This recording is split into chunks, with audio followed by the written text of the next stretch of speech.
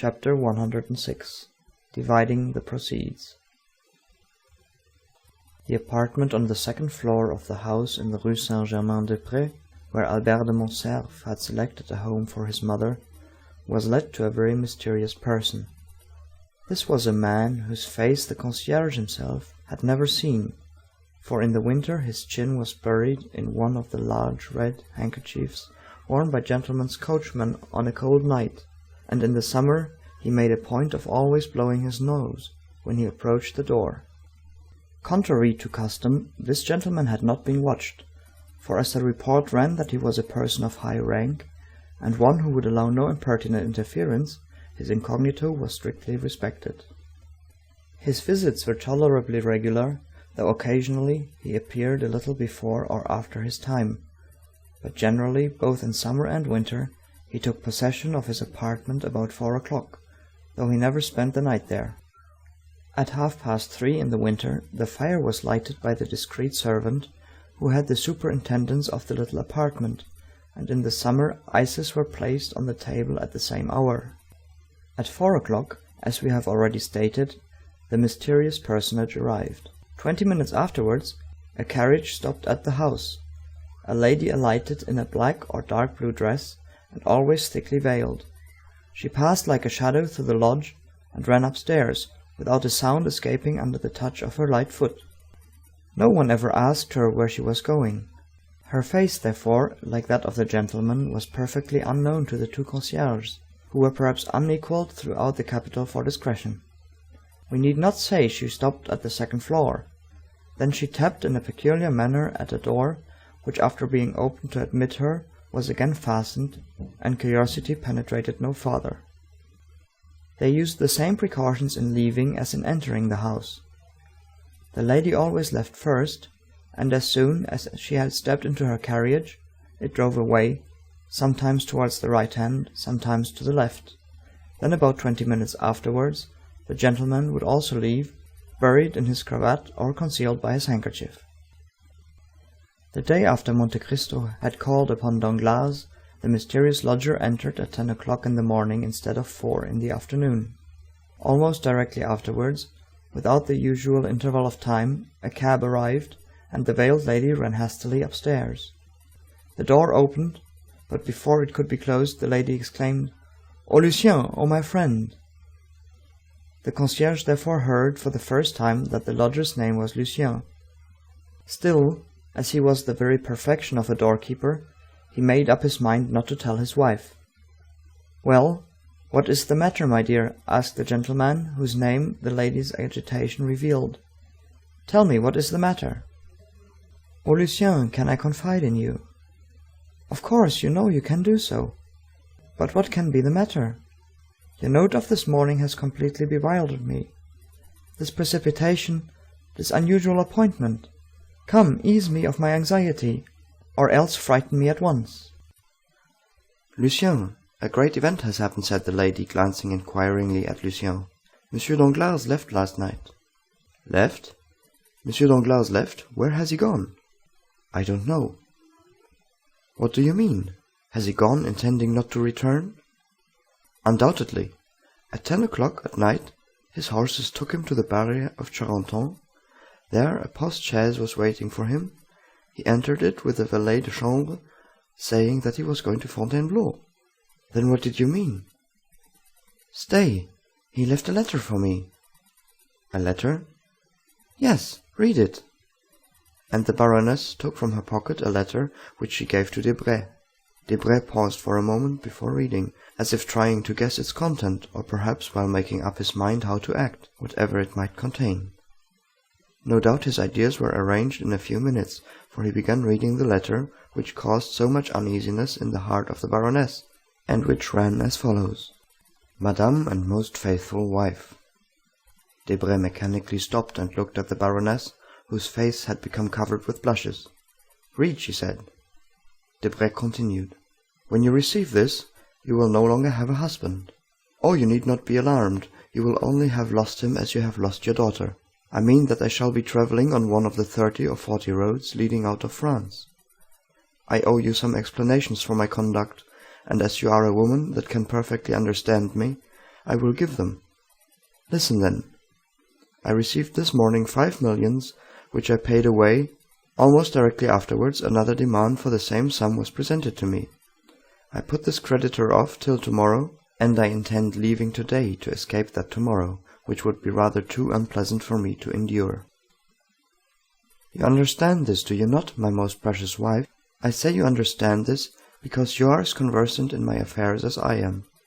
Indeed, I think you understand them better, since I am ignorant of what has become of a considerable portion of my fortune, once very tolerable, while I am sure, madame, that you know perfectly well. For women have infallible instincts. They can even explain the marvellous by an algebraic calculation they have invented. But I, who only understand my own figures, know nothing more than that one day these figures deceived me. Have you admired the rapidity of my fall? Have you been slightly dazzled at the sudden fusion of my ingots? I confess I have seen nothing but the fire.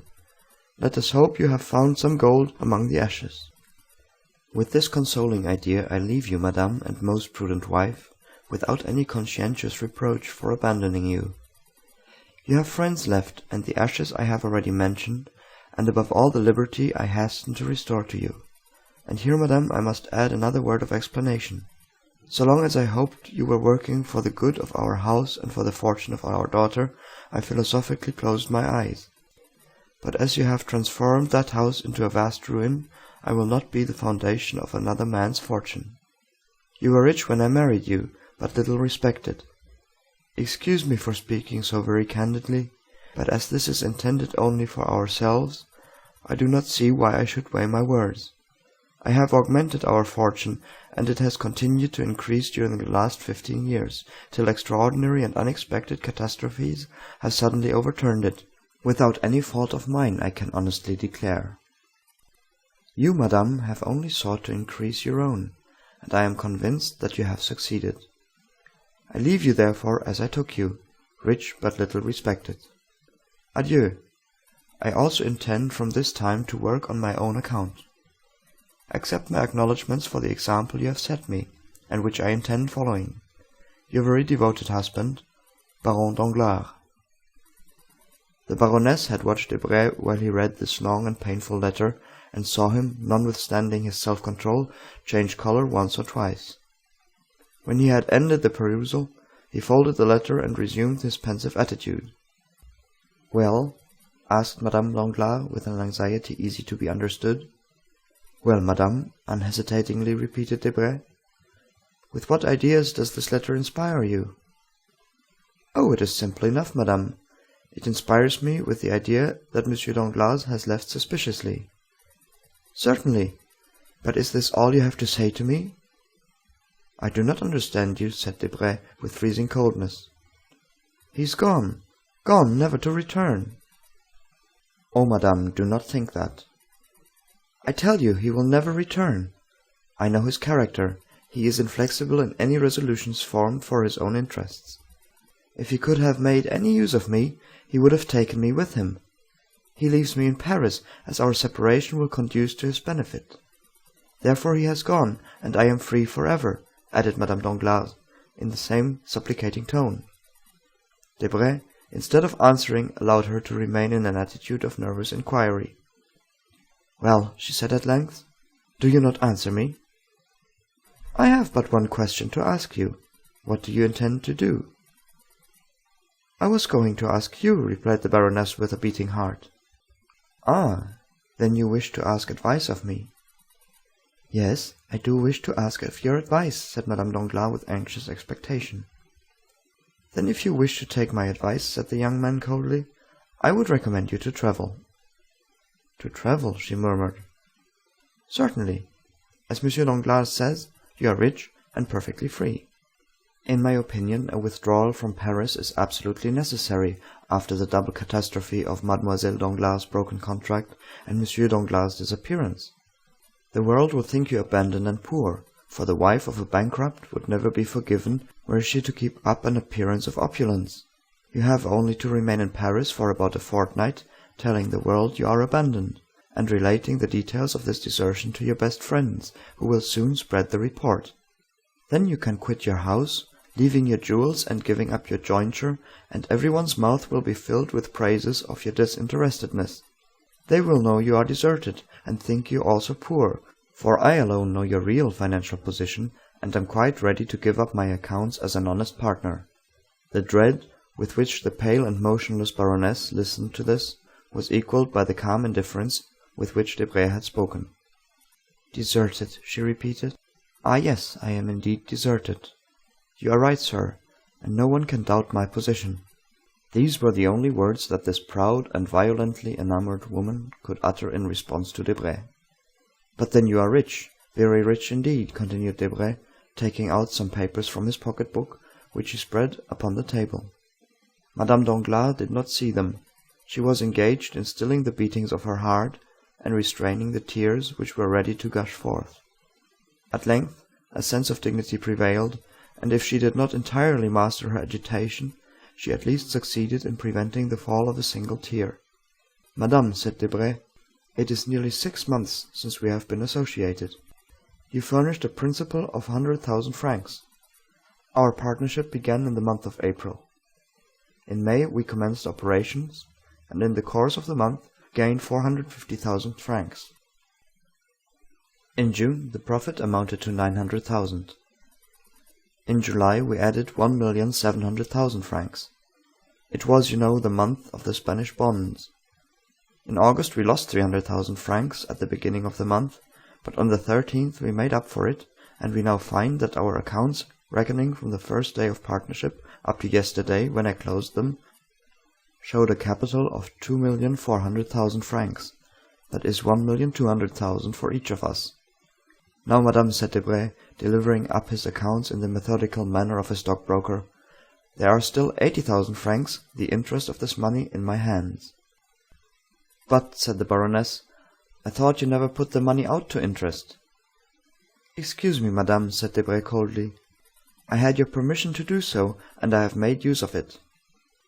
There are then 40,000 francs for your share, besides the 100,000 you furnished me to begin with, making in all 1,340,000 francs for your portion. Now, madame, I took the precaution of drawing out your money the day before yesterday. It is not long ago, you see, and I was in continual expectation of being called on to deliver up my accounts. There is your money, half in banknotes, the other half in cheques payable to bearer. I say there, for as I did not consider my house safe enough, or lawyers sufficiently discreet, and as landed property carries evidence with it, and moreover, since you have no right to possess anything independent of your husband, I have kept this sum, now your whole fortune, in a chest concealed under that closet. And for greater security, I myself concealed it there. Now, madame, continued Debray, first opening the closet, then the chest. Now, madame, here are 800 notes of 1,000 francs each, resembling, as you see, a large book bound in iron. To this I add a certificate in the funds of 25,000 francs. Then, for the odd cash, making, I think, about 110,000 francs, here is a cheque upon my banker, who, not being Monsieur Danglars, will pay you the amount, you may rest assured. Madame Danglars mechanically took the cheque, the bond, and the heap of banknotes. This enormous fortune made no great appearance on the table.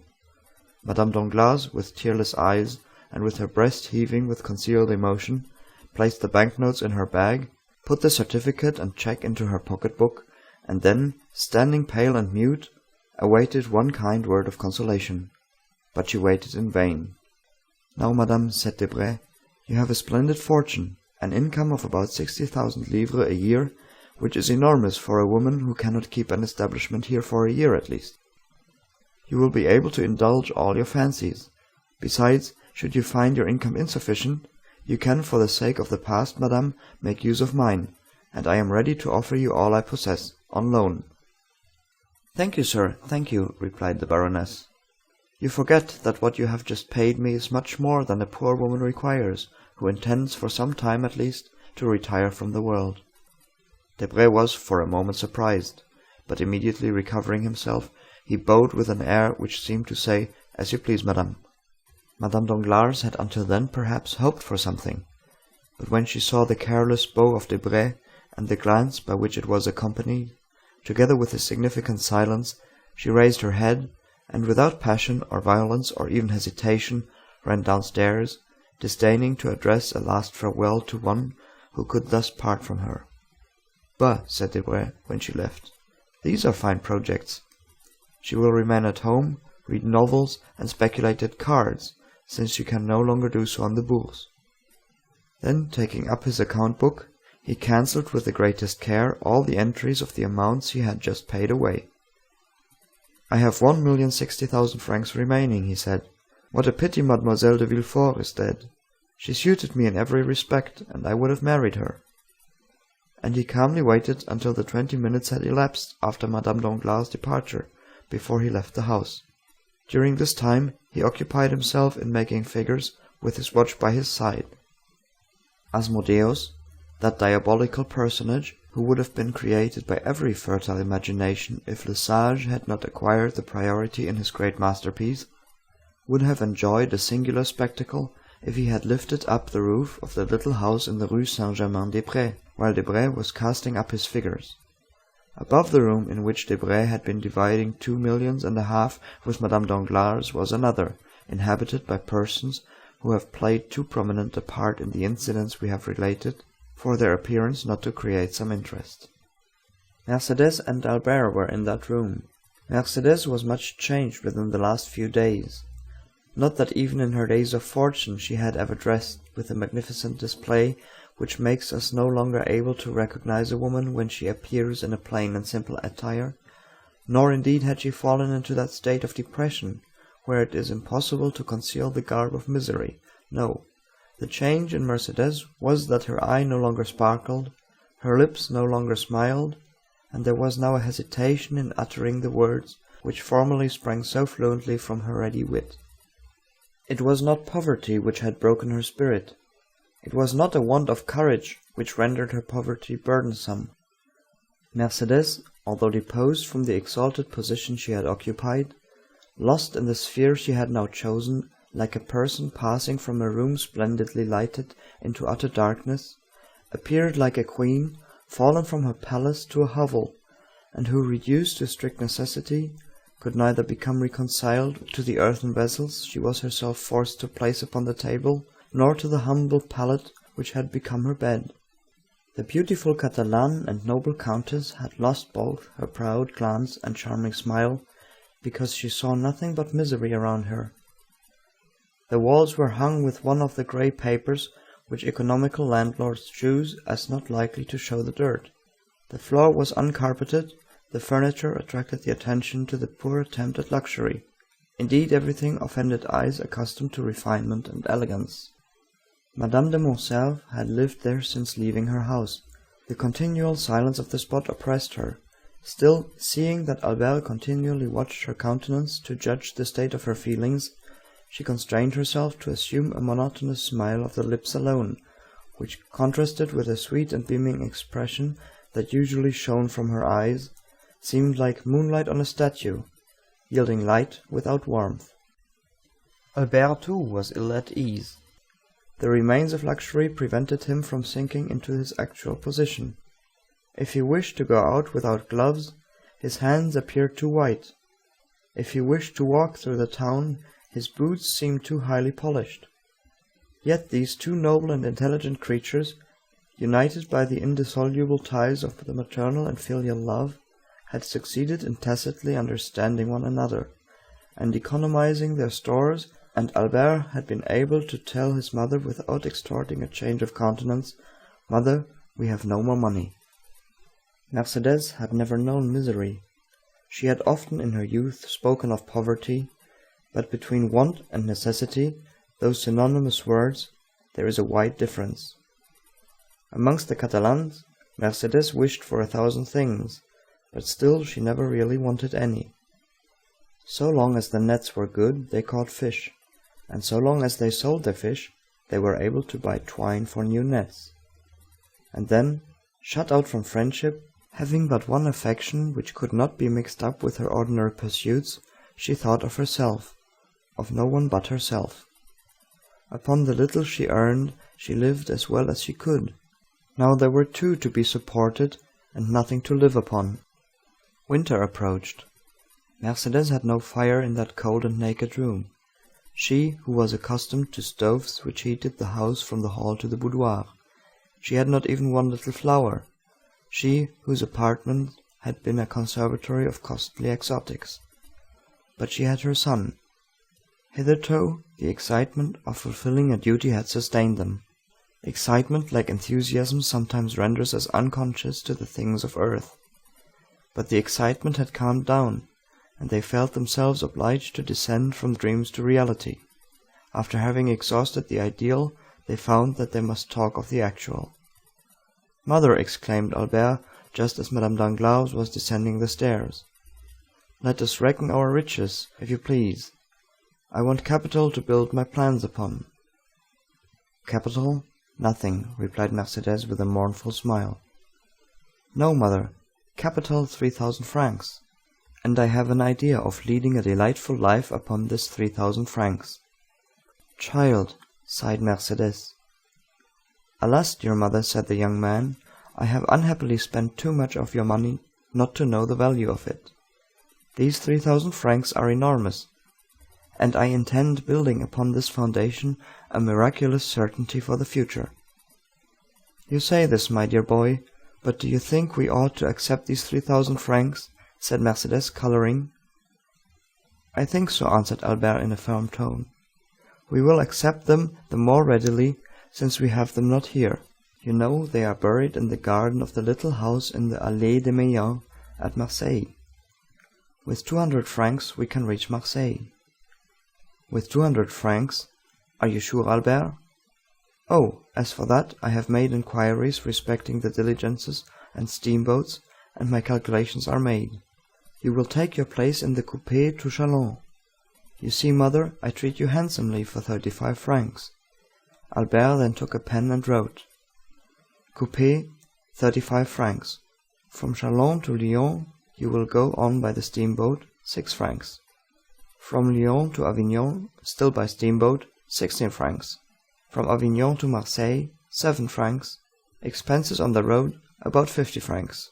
Total, 114 francs. "Let us put down 120, added Albert, smiling. "You see I am generous, am I not, mother? But you, my poor child?" "I? Do you not see that I reserve 80 francs for myself? A young man does not require luxuries. Besides, I know what travelling is. With a post-chaise and valet de chambre? Anyway, mother." "Well, be it so. But these 200 francs?" "Here they are, and 200 more besides. See, I have sold my watch for 100 francs, and the guard and seals for 300. How fortunate that the ornaments were worth more than the watch. Still the same story of superfluities. Now I think we are rich, since instead of the 114 francs we require for the journey, we find ourselves in possession of 250. But we owe something in this house." 30 francs, but I pay that out of my 150 francs. That is understood. And as I require only 80 francs for my journey, you see I am overwhelmed with luxury. But that is not all. What do you say to this, mother?" And Albert took out of a little pocket-book with golden clasps a remnant of his old fancies, or perhaps a tender souvenir from one of the mysterious and veiled ladies who used to knock at his little door. Albert took out of this pocket-book a note of 1,000 francs. "What is this?" asked Mercédès.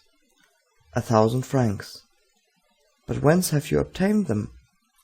"Listen to me, mother, and do not yield too much to agitation." And Albert, rising, kissed his mother on both cheeks, then stood looking at her. "You cannot imagine, mother, how beautiful I think you," said the young man, impressed with a profound feeling of filial love. "You are indeed the most beautiful and most noble woman I ever saw." "Dear child," said Mercédès, endeavoring in vain to restrain a tear which glistened in the corner of her eye. "Indeed, you only wanted misfortune to change my love for you to admiration. I am not unhappy while I possess my son." "Ah, just so," said Albert, "here begins the trial. Do you know the decision we have to come to, mother?" "Have we come to any?" "Yes. It is decided that you are to live at Marseilles, and that I am to leave for Africa, where I will earn for myself the right to use the name I now bear, instead of one I have thrown aside." Mercédès sighed. "Well, mother, I yesterday engaged myself as substitute in the Spahis," added the young man, lowering his eyes with a certain feeling of shame, for even he was unconscious of the sublimity of his self-abasement. "I thought my body was my own, and that I might sell it. I yesterday took the place of another. I sold myself for more than I thought I was worth," he added, attempting to smile. "I fetched 2,000 francs. Footnote: the Spahis are French cavalry reserved for service in Africa. "Then these 1,000 francs," said Mercédès, shuddering, "are the half of the sum, mother. The other will be paid in a year." Mercédès raised her eyes to heaven with an expression it would be impossible to describe, and tears, which had hitherto been restrained, now yielded to her emotion, and ran down her cheeks. "The price of his blood," she murmured. "Yes, if I am killed," said Albert, laughing. "But I assure you, mother, I have a strong intention of defending my person, and I never felt half so strong an inclination to live as I do now." Merciful heavens! "Besides, mother, why should you make up your mind that I am to be killed? Has La Moricière, that nay of the south, been killed? Has Changarnier been killed? Has Bedeau been killed? Has Morel, whom we know, been killed? Think of your joy, mother, when you see me return with an embroidered uniform. I declare I expect to look magnificent in it, and chose that regiment only from vanity." Mercédès sighed while endeavoring to smile. The devoted mother felt that she ought not to allow the whole weight of the sacrifice to fall upon her son. "Well, now you understand, mother," continued Albert. "Here are more than 4,000 francs settled on you. Upon these you can live at least 2 years." "Do you think so?" said Mercédès. These words were uttered in so mournful a tone that their real meaning did not escape Albert. He felt his heart beat, and taking his mother's hand within his own, he said tenderly, "Yes, you will live." "I shall live. Then you will not leave me, Albert?" "Mother, I must go," said Albert in a firm, calm voice.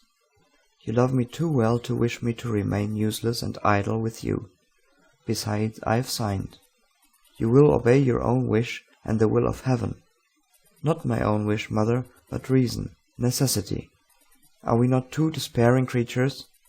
What is life to you? Nothing. What is life to me? Very little without you, mother, for believe me, but for you I should have ceased to live on the day I doubted my father and renounced his name. Well, I will live if you promise me still to hope, and if you grant me the care of your future prospects, you will redouble my strength. Then I will go to the governor of Algeria. He has a royal heart, and is essentially a soldier. I will tell him my gloomy story.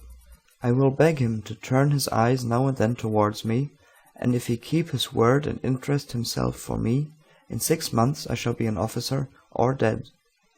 If I am an officer, your fortune is certain, for I shall have money enough for both, and moreover a name that we shall both be proud of, since it will be our own. If I am killed, well then, mother, you can also die, and there will be an end of our misfortunes." "It is well," replied Mercédès with her eloquent glance. "You are right, my love. Let us prove to those who are watching our actions that we are worthy of compassion." "But let us not yield to gloomy apprehensions," said the young man. "I assure you we are, or rather we shall be, very happy. You are a woman at once full of spirit and resignation. I have become simple in my tastes, and am without passion, I hope. Once in service, I shall be rich.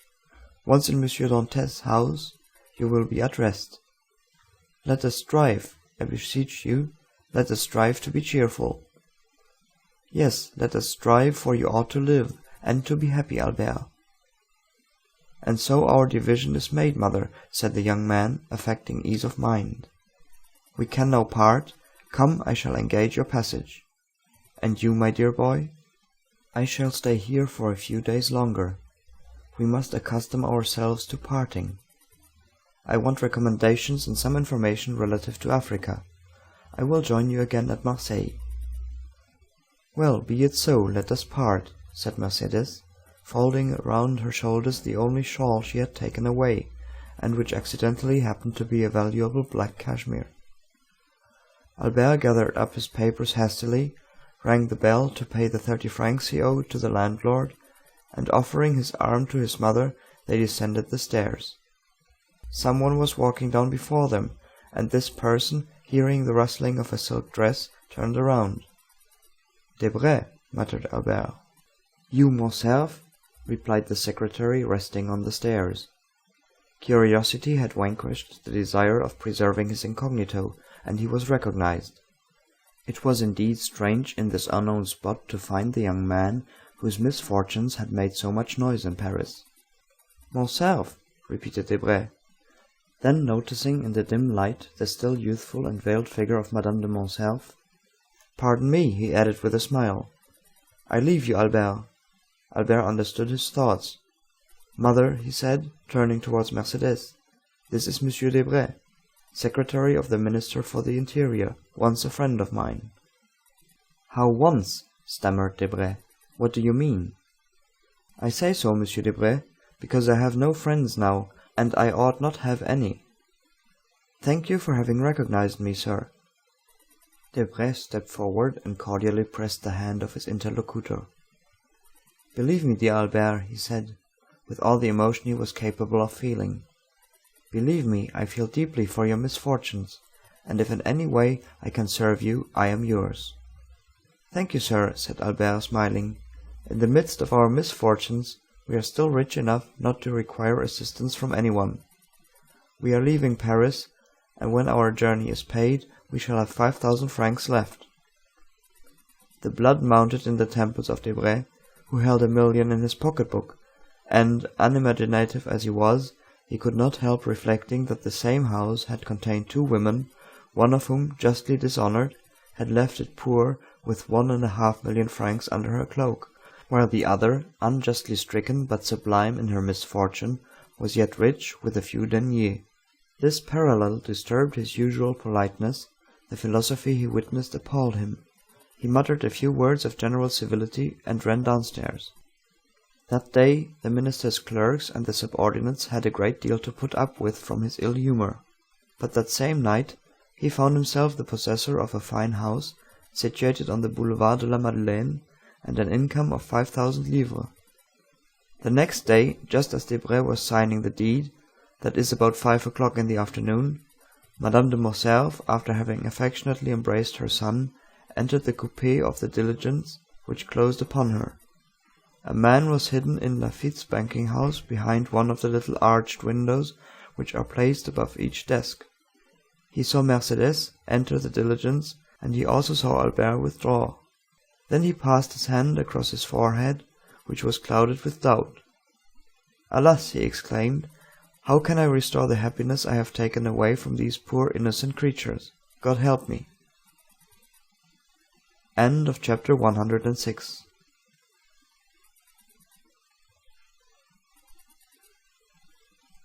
Chapter 107. The Lion's Den. One division of La Force in which the most dangerous and desperate prisoners are confined is called the Court of St. Bernard. The prisoners, in their expressive language, have named it the Lion's Den, probably because the captives possess teeth which frequently gnaw the bars, and sometimes the keepers also. It is a prison within a prison. The walls are double the thickness of the rest.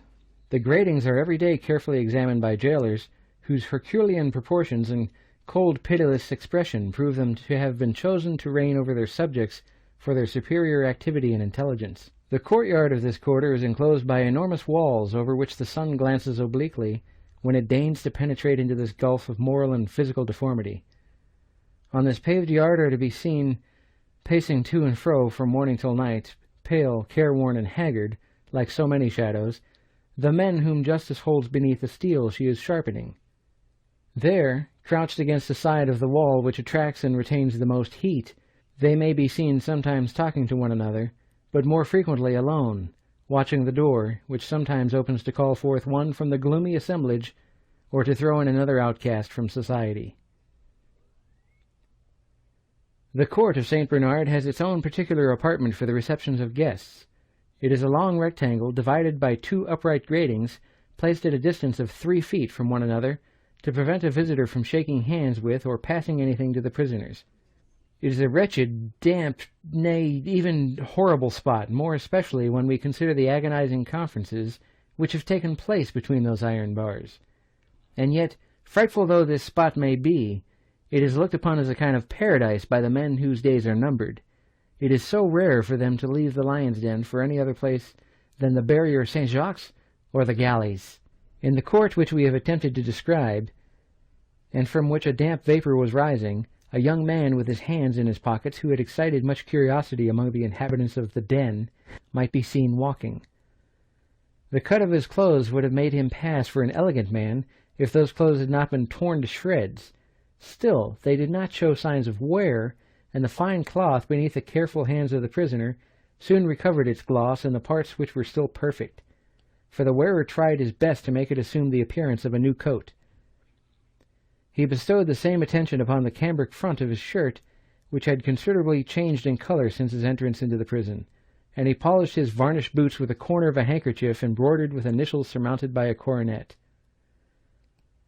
Some of the inmates of the lion's den were watching the operations of the prisoner's toilet with considerable interest. "See, the prince is pluming himself," said one of the thieves. "He's a fine-looking fellow," said another. "If he had only a comb and hair grease, he'd take the shine off the gentleman in white kids. His coat looks almost new, and his boots shine like a nigger's face. It's pleasant to have such well-dressed comrades. But didn't those gendarmes behave shameful? Must have been a jealous to tear such clothes." "He looks like a big bug," said another. "Dressed in fine style. And then to be here so young. Oh, what larks!" Meanwhile, the object of this hideous admiration approached the wicket against which one of the keepers was leaning. "Come, sir," he said, "lend me 20 francs. You'll soon be paid. You run no risk with me. Remember, I have relations who possess more millions than you have deniers. Come, I beseech you, lend me 20 francs, so that I may buy a dressing-gown. It is intolerable always to be in a coat and boots. And what a coat, sir, for a prince of a Cavalcanti." The keeper turned his back and shrugged his shoulders. He did not even laugh at what would have caused anyone else to do so. He had heard so many utter the same things. Indeed, he heard nothing else. "Come," said André, "you're a man void of compassion. I'll have you turned out." This made the keeper turn around, and he burst into a loud laugh. The prisoners then approached and formed a circle. "I tell you that with that wretched sum," continued André, "I could obtain a coat and a room in which to receive the illustrious visitor I am daily expecting." Of course," said the prisoners. "Anyone can see he's a gentleman." "Well, then lend him the 20 francs," said the keeper, leaning on the other shoulder. "Surely you will not refuse a comrade." "I am no comrade of these people," said the young man, proudly. "You have no right to insult me thus." The thieves looked over at one another with low murmurs, and a storm gathered over the head of the aristocratic prisoner, raised less by his own words than by the manner of the keeper. The latter, sure of quelling the tempest when the waves became too violent, allowed them to rise to a certain pitch that he might be revenged on the importunate André, and beside it would afford him some recreation during the long day. The thieves had already approached André, some screaming, "La savate! La savate!" a cruel operation, which consists in cuffing a comrade who may have fallen into disgrace, not with an old shoe, but with an iron-heeled one. Others proposed the anguille, another kind of recreation in which a handkerchief is filled with sand, pebbles, and 2 sous pieces, when they have them, which the wretches beat like a flail over the head and shoulders of the unhappy sufferer. "Let us horsewhip the fine gentleman," said others. But André, turning towards them, winked his eyes, rolled his tongue around his cheeks, and smacked his lips in a manner equivalent to 100 words among the bandits when forced to be silent. It was a Masonic sign Caderousse had taught him. He was immediately recognized as one of them. The handkerchief was thrown down, and the iron-heeled shoe replaced on the foot of the wretch to whom it belonged. Some voices were heard to say that the gentleman was right, that he intended to be civil in his way, and that they would set the example of liberty of conscience, and the mob retired. The keeper was so stupefied at this scene that he took André by the hands and began examining his person, attributing the sudden submission of the inmates of the lion's den to something more substantial than mere fascination. André made no resistance, although he protested against it. Suddenly a voice was heard at the wicket. "Benedetto!" exclaimed an inspector. The keeper relaxed his hold. "I am called," said André. "To the visitors' room," said the same voice. "You see, someone pays me a visit. Ah, my dear sir, you will see whether a Cavalcante is to be treated like a common person." And Andre, gliding through the court like a black shadow, rushed out through the wicket, leaving his comrades, and even the keeper, lost in wonder. Certainly a call to the visitors' room had scarcely astonished Andre less than themselves, for the wily youth, instead of making use of his privilege of waiting to be claimed on his entry into La Force, had maintained a rigid silence. "Everything," he said, "proves to me to be under the protection of some powerful person. This sudden fortune, the facility with which I have overcome all obstacles, an unexpected family, and an illustrious name awarded to me, gold showered down upon me, and the most splendid alliances about to be entered into. An unhappy lapse of fortune and an absence of my protector have cast me down, certainly, but not forever. The hand which has retreated for a while will be again stretched forth to save me at the very moment when I shall think myself sinking into the abyss. Why should I risk an imprudent step? It might alienate my protector. He has two means of extricating me from this dilemma, the one by a mysterious escape, managed through bribery, the other by buying off my judges with gold. I will say and do nothing until I am convinced that he has quite abandoned me, and then—" Andre had formed a plan which was tolerably clever. The unfortunate youth was intrepid in the attack, and rude in the defense. He had borne with the public prison, and with privations of all sorts. Still, by degrees nature, or rather custom, had prevailed, and he suffered from being naked, dirty, and hungry. It was at this moment of discomfort that the inspector's voice called him to the visiting room. Andre felt his heart leap with joy. It was too soon for a visit from the examining magistrate, and too late for one from the director of the prison, or the doctor. It must, then, be the visitor he hoped for. Behind the grating of his room, into which Andre had been led, he saw, while his eyes dilated with surprise, the dark and intelligent face of Messer Bertuccio, who was also gazing with sad astonishment upon the iron bars, the bolted doors, and the shadow which moved behind the other grating. "Ah," said Andre, deeply affected. "Good morning, Benedetto," said Bertuccio with his deep, hollow voice. You?" said the young man, looking fearfully around him. "Do you not recognize me, unhappy child?" Silence. "Be silent," said Andre, who knew the delicate sense of hearing possessed by the walls. "For heaven's sake, do not speak so loud." "You wish to speak to me alone, do you not?" said Bertuccio. "Oh, yes." "That is well," and Bertuccio, feeling in his pocket, signed to a keeper whom he saw through the window of the wicket. "Read?" he said. "What is that?" asked Andre. "In order to conduct you to a room and to leave you there to talk to me."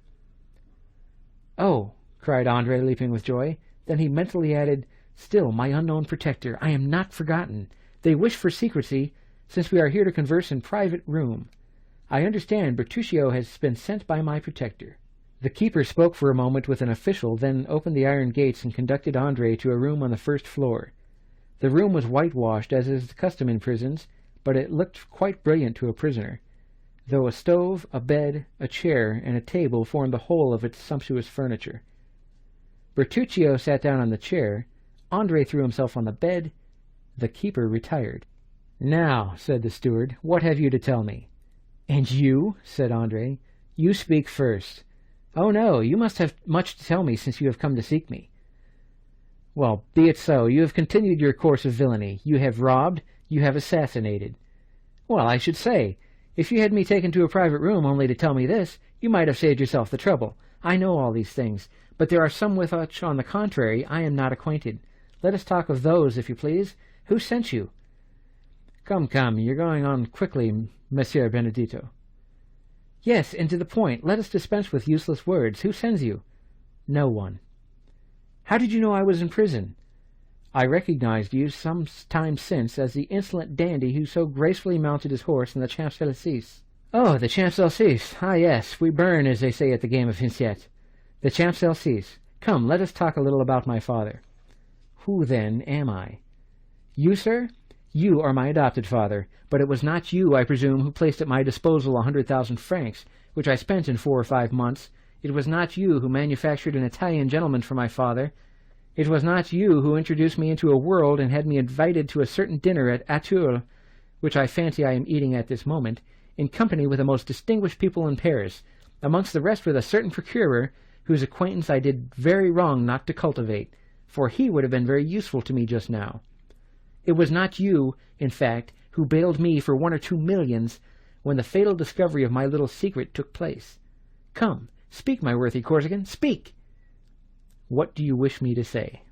I will help you. You were speaking of the Champs-Élysées just now, worthy foster-father. Well?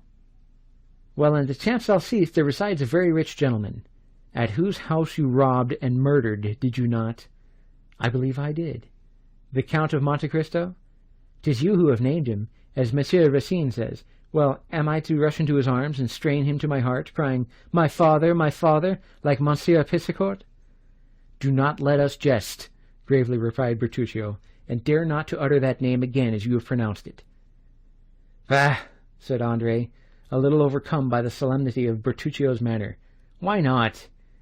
Because the person who bears it is too highly favored in heaven to be the father of such a wretch as you.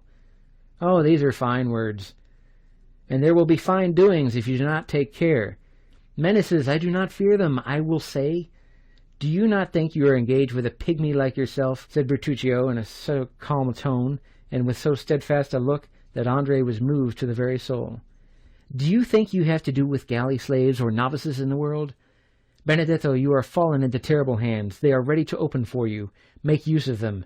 Do not play with the thunderbolt they have laid aside for a moment, but which they can take up again instantly, if you attempt to intercept their movements. My father! I will know who my father is, said the obstinate youth. I will perish if I must, but I will know it. What does scandal signify to me?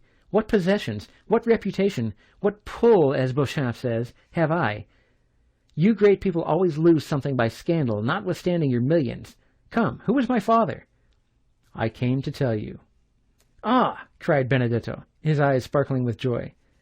Just then the door opened, and the jailer, addressing himself to Bertuccio, said, Excuse me, sir, but the examining magistrate is waiting for the prisoner. And so closes our interview, said Andre to the worthy steward. I wish the troublesome fellow were at the devil. I will return tomorrow, said Bertuccio. Good. Gendarmes, I am at your service. Ah, sir, do leave a few crowns for me at the gate, that I may have some things I am in need of. It shall be done, replied Bertuccio. Andre extended his hand. Bertuccio kept his own in his pocket, and merely jingled a few pieces of money. That's what I mean, said Andre, endeavoring to smile, quite overcome by the strange tranquillity of Bertuccio. Can I be deceived? He murmured, as he stepped into the oblong and grated vehicle which they call the salad-basket. Never mind, we shall see. Tomorrow, then, he added, turning towards Bertuccio. Tomorrow, replied the steward. End of chapter 107.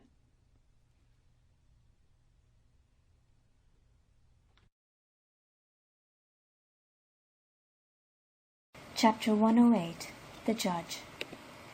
We remember that the Abbé Busoni remained alone with Noirtier in the chamber of death, and that the old man and the priest were the sole guardians of the young girl's body. Perhaps it was the Christian excitations of the abbé, perhaps his kind charity, perhaps his persuasive words which had restored the courage of Noirtier, for ever since he had conversed with the priest his violent despair had yielded to a calm resignation which surprised all who knew his excessive affection for Valentine. Monsieur de Villefort had not seen his father since the morning of the death. The whole establishment had been changed. Another valet was engaged for himself, a new servant for Noirtier. 2 women had entered Madame de Villefort's service.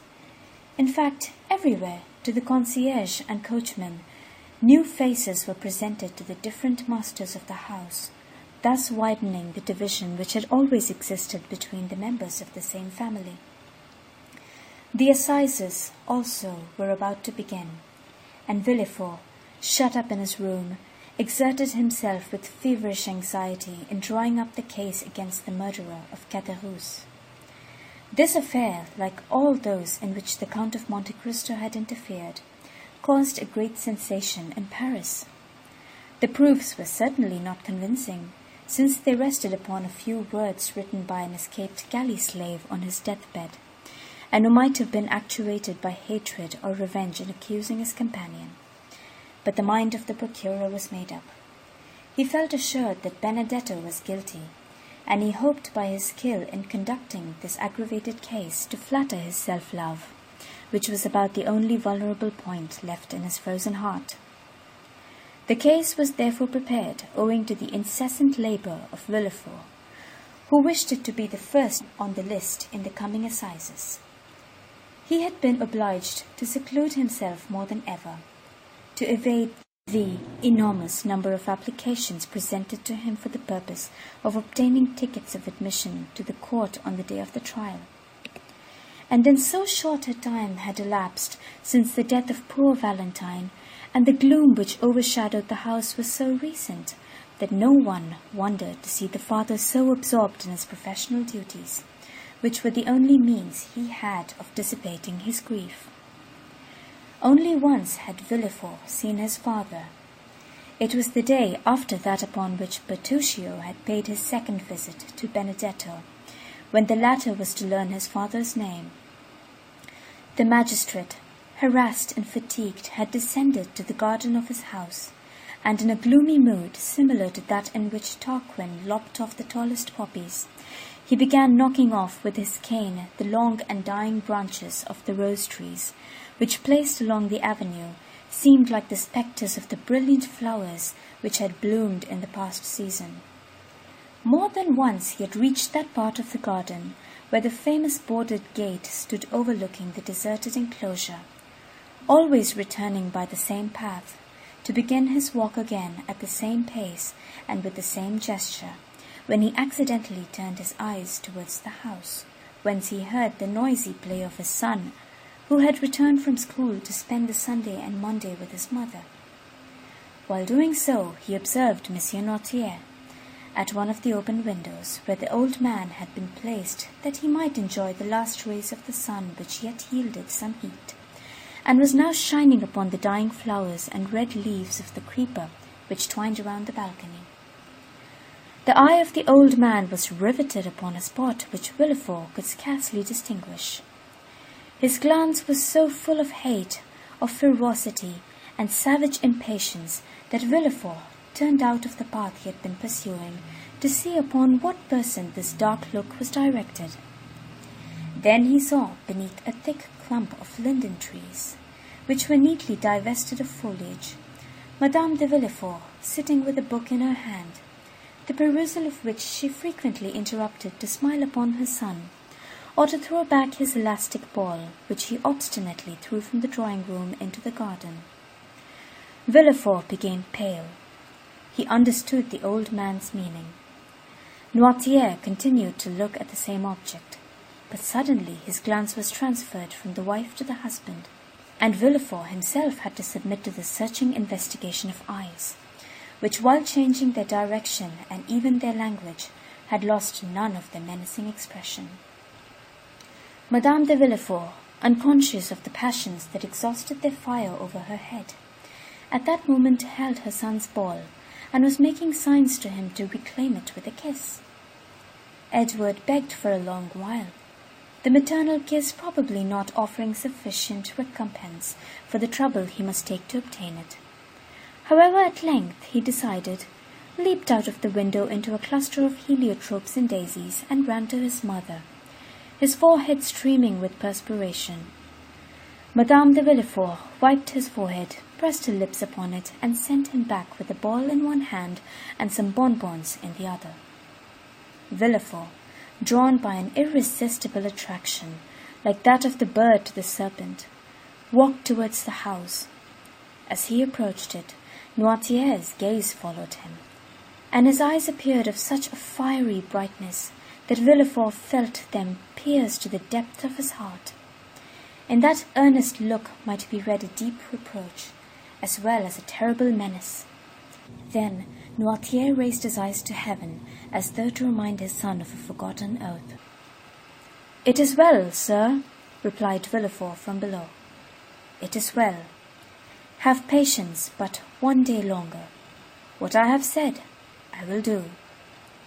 Noirtier seemed to be calmed by these words, and turned his eyes with indifference to the other side. Villefort violently unbuttoned his greatcoat, which seemed to strangle him, and passing his livid hand across his forehead, entered his study. The night was cold and still. The family had all retired to rest, but Villefort, who alone remained up, worked till 5 o'clock in the morning, reviewing the last interrogatories made the night before by the examining magistrates, compiling the depositions of the witnesses, and putting the finishing stroke to the deed of accusation, which was one of the most energetic and best conceived of any he had yet delivered. The next day, Monday, was the first sitting of the assizes. The morning dawned dull and gloomy, and Villefort saw the dim grey light shine upon the lines he had traced in red ink. The magistrate had slept for a short time, while the lamp sent forth its final struggles. Its flickerings awoke him, and he found his fingers as damp and purple as though they had been dipped in blood. He opened the window. A bright yellow streak crossed the sky and seemed to divide in half the poplars, which stood out in black relief on the horizon. In the clover fields beyond the chestnut trees, a lark was mounting up to heaven, while pouring out her clear morning song. The damps of the dew bathed the head of Villefort and refreshed his memory. "Today," he said with an effort, "today the man who holds the blade of justice must strike wherever there is guilt." Involuntarily his eyes wandered towards the window of Noirtier's room, where he had seen him the preceding night. The curtain was drawn, and yet the image of his father was so vivid to his mind that he addressed the closed window as though it had been open, and as if through the opening he had beheld the menacing old man. "Yes," he murmured, "yes, be satisfied." His head dropped upon his chest, and in this position he paced his study. Then he threw himself, dressed as he was, upon a sofa, less to sleep than to rest his limbs, cramped with cold and study. By degrees everyone awoke. Villefort, from his study, heard the successive noises which accompany the life of a house: the opening and shutting of doors, the ringing of Madame de Villefort's bell to summon the wanting maid, mingled with the first shouts of the child, who rose full to the enjoyment of his age. Villefort also rang. His new valet brought him the papers, and with them a cup of chocolate. "What are you bringing me?" said he. "A cup of chocolate." "I did not ask for it. Who has paid me this attention?" "My mistress, sir. She said you would have to speak a great deal in the murder case, and that you should take something to keep up your strength." And the valet placed the cup on the table nearest to the sofa, which was, like all the rest, covered with papers. The valet then left the room. Villefort looked for an instant with a gloomy expression. Then, suddenly, taking it up with a nervous motion, he swallowed its contents at one draught. It might have been thought that he hoped the beverage would be mortal, and that he sought for death to deliver him from a duty which he would rather die than fulfill. He then rose and paced his room with a smile it would have been terrible to witness. The chocolate was inoffensive, for Monsieur de Villefort felt no effects. The breakfast hour arrived, but Monsieur de Villefort was not at table. The valet re-entered. "Madame de Villefort wishes to remind you, sir," he said, "that 11 o'clock has just struck, and that the trial commences at 12. "Well," said Villefort, "what then?" "Madame de Villefort is dressed. She is quite ready, and wishes to know if she is to accompany you, sir." "Where to?" "To the Palais." "What to do?" "My mistress wishes much to be present at the trial." "Ah," said Villefort with a startling accent. "Does she wish that?" The man drew back and said, "If you wish to go alone, sir, I will go and tell my mistress." Villefort remained silent for a moment, and dented his pale cheeks with his nails. "Tell your mistress," he said at length, "that I wish to speak to her, and I beg she will wait for me in her own room." "Yes, sir." "Then come to dress and shave me." "Directly, sir." The valet reappeared almost instantly, and having shaved his master, assisted him to dress, entirely in black. When he had finished, he said, "My mistress said she should expect you, sir, as soon as you had finished dressing." I am going to her." And Villefort, with his papers under his arm and hat in hand, directed his steps towards the apartment of his wife. At the door he paused for a moment to wipe his damp, pale brow. He then entered the room. Madame de Villefort was sitting on an ottoman and impatiently turning over the leaves of some newspapers and pamphlets, which young Edward, by way of amusing himself, was tearing to pieces before his mother could finish reading them. She was dressed to go out. Her bonnet was placed beside her on a chair, and her gloves were on her hands. "Ah, here you are, monsieur," she said in her naturally calm voice. "But how pale you are! Have you been working all night? Why did you not come down to breakfast? Well, will you take me, or shall I take Edward?"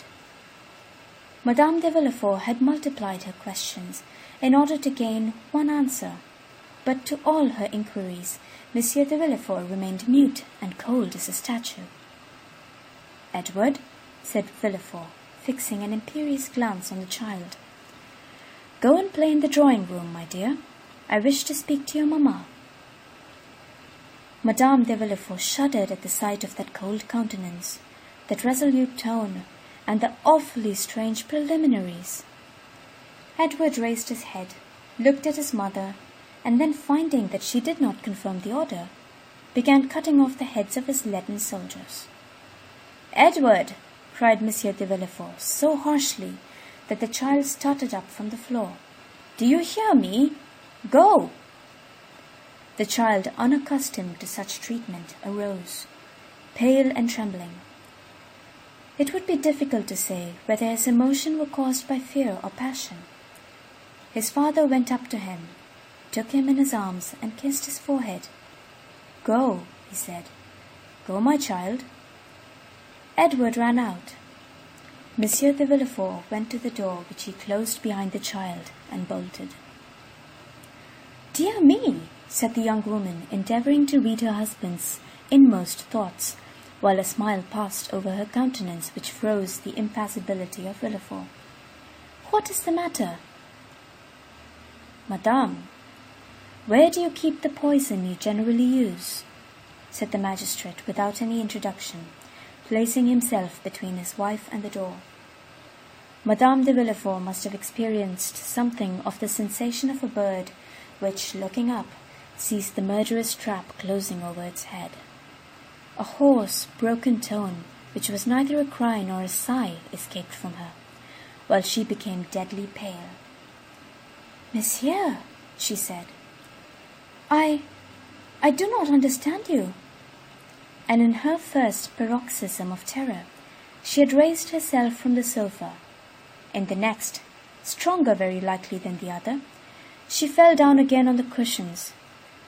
"I asked you," continued Villefort in a perfectly calm tone, "where you conceal the poison by the aid of which you have killed my father-in-law, Monsieur de Saint-Mérin, my mother-in-law, Madame de Saint-Mérin, Barrois, and my daughter Valentine." "Ah, sir!" exclaimed Madame de Villefort, clasping her hands, "what do you say?" "It is not for you to interrogate, but to answer." "Is it to the judge or to the husband?" stammered Madame de Villefort. To the judge, madame." It was terrible to behold the frightful pallor of the woman, the anguish of her look, the trembling of her whole frame. "Ah, sir," she muttered, "ah, sir," and this was all. "You do not answer, madame," exclaimed the terrible interrogator. Then he added, with a smile yet more terrible than his anger, "It is true, then, you do not deny it?" She moved forward. "And you cannot deny it," added Villefort, extending his hand towards her, as though to seize her in the name of justice. "You have accomplished these different crimes with impudent address, but which could only deceive those whose affections for you blinded them. Since the death of Madame de Saint-Mérin, I have known that a poisoner lived in my house. Monsieur de Avrigny warned me of it. After the death of Barrois, my suspicions were directed towards an angel. those suspicions which, even when there is no crime, are always alive in my heart. But after the death of Valentine, there has been no doubt in my mind, madame, and not only in mine, but in those of others. Thus your crime, known by 2 persons, suspected by many, will soon become public. And, as I told you just now, you no longer speak to the husband, but to the judge. The young woman hid her face in her hands. "Oh, sir," she stammered, "I beseech you, do not believe appearances." "Are you then a coward?" cried Villefort in a contemptuous voice. "But I have always observed that poisoners were cowards. Can you be a coward, you, who have had the courage to witness the death of 2 old men and a young girl murdered by you?" "Sir, sir!" "Can you be a coward?" continued Villefort with increasing excitement. "You, who could count one by one the minutes of 4 death agonies? You, who have arranged your infernal plans and removed the beverages with a talent and precision almost miraculous? Have you, then, who have calculated everything with such nicety, have you forgotten to calculate one thing? I mean where the revelation of your crimes will lead you to. Oh, it is impossible. You must have saved some surer, more subtler and deadly poison than any other, that you might escape the punishment that you deserve. You have done this. I hope so, at least." Madame de Villefort stretched out her hands and fell on her knees. "I understand," he said. "You confess. But a confession made to the judges, a confession made at the last moment, extorted when the crime cannot be denied, diminishes not the punishment inflicted on the guilty." "The punishment?" exclaimed Madame de Villefort. "The punishment, monsieur? Twice you have pronounced that word." "Certainly. Did you hope to escape it because you were 4 times guilty? Did you think the punishment would be withheld because you are the wife of him who pronounces it? No, madame, no. The scaffold awaits the poisoner, whoever she may be, unless, as I just said, the poisoner has taken the precaution of keeping for herself a few drops of her deadliest poison." Madame de Villefort uttered a wild cry, and a hideous and uncontrollable terror spread over her distorted features. "Oh, do not fear the scaffold, madame," said the magistrate. "I will not dishonor you, since that would be dishonor to myself. No, if you have heard me distinctly, you will understand that you are not to die on the scaffold." "No, I do not understand what you mean," stammered the unhappy woman, completely overwhelmed. "I mean that the wife of the first magistrate in the capital shall not, by her infamy, soil an unblemished name, that she shall not, with her one blow, dishonor her husband and her child." "No, no, oh no!" "Well, madame, it will be a laudable action on your part, and I will thank you for it." "You will thank me? For what?" "For what you have just said." "What did I just say? Oh, my brain whirls. I no longer understand anything. Oh, my God, my God!" And she rose with her head dishevelled and her lips foaming. "Have you answered the question I put to you on entering the room? Where do you keep the poison you generally use, madame?" Madame de Villefort raised her arms to heaven and convulsively struck one hand against the other. "No, no," she vociferated. "No, you cannot wish that." "What I do not wish, madame, is that you should perish on the scaffold. Do you understand?" asked Villefort. "Oh, mercy, mercy, monsieur!" "What I require is that justice be done. I am on the earth to punish, madame," he added, with a flaming glance. "Any other woman, were it the queen herself, I would send to the executioner. But to you I shall be merciful. To you I will say, have you not, madame, put aside some of the surest, deadliest, most speedy poison?" "Oh, pardon me, sir, let me live." "She is cowardly," said Villefort. "Reflect that I am your wife." "You are a poisoner." "In the name of heaven!" No. In the name of the love you once bore me. No, no. In the name of our child. Ah, for the sake of our child, let me live. No, no, no. I tell you, one day, if I allow you to live, you will perhaps kill him as you have the others. I kill my boy, cried the distracted mother, rushing towards Villefort. I kill my son? And a frightful, demoniac laugh filled the sentence, which was lost in a hoarse rattle. Madame de Villefort fell at her husband's feet. He approached her. Think of it, madame, he said. If on my return justice has not been satisfied, I will denounce you with my own mouth and arrest you with my own hands. She listened, panting, overwhelmed, crushed. Her eye alone lived and glared horribly. Do you understand me? He said. I am going down there to pronounce the sentence of death against a murderer. If I find you alive on my return, you shall sleep tonight in the conciergerie. Madame de Villefort sighed. Her nerves gave away, and she sunk on the carpet.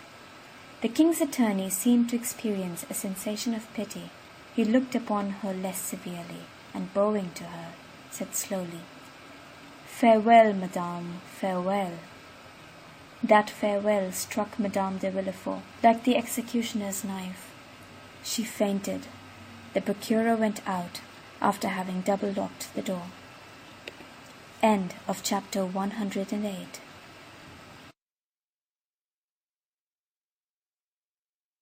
Chapter 109. The Assizes.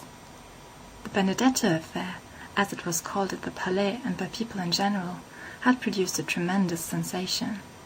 Frequenting the Café de Paris, the Boulevard de Gand, and the Bois de Boulogne, during his brief career of splendor, the false Cavalcanti had formed a host of acquaintances. The papers had related his various adventures, both as the man of fashion and the galley slave, and as everyone who had been personally acquainted with Prince Andrea Cavalcanti experienced a lively curiosity in his fate, they all determined to spare no trouble in endeavoring to witness the trial of Monsieur Benedetto for the murder of his comrade in chains. In the eyes of many, Benedetto appeared, if not a victim to, at least an instance of, the fallibility of the law. Monsieur Cavalcanti, his father, had been seen in Paris, and it was expected that he would reappear to claim the illustrious outcast. Many also, who were not aware of the circumstances attending his withdrawal from Paris, were struck with the worthy appearance, the gentlemanly bearing, and the knowledge of the world displayed by the old patrician, who certainly played the nobleman very well, so long as he said nothing, and made no arithmetical calculations. As for the accused himself, many remembered him as being so amiable, so handsome, and so liberal, that they chose to think him the victim of some conspiracy, since in this world large fortunes frequently excite the malevolence and jealousy of some unknown enemy. Everyone, therefore, ran to the court, some to witness the sight, others to comment upon it. From 7 o'clock in the morning, a crowd was stationed at the iron gates, and an hour before the trial commenced, the hall was full of the privileged. Before the entrance of the magistrates, and indeed frequently afterwards, a court of justice, on days when some especial trial is to take place, resembles a drawing-room, where many persons recognize each other, and converse if they can do so without losing their seats, or, if they are separated by too great a number of lawyers, communicate by signs. It was one of the magnificent autumn days which make amends for a short summer.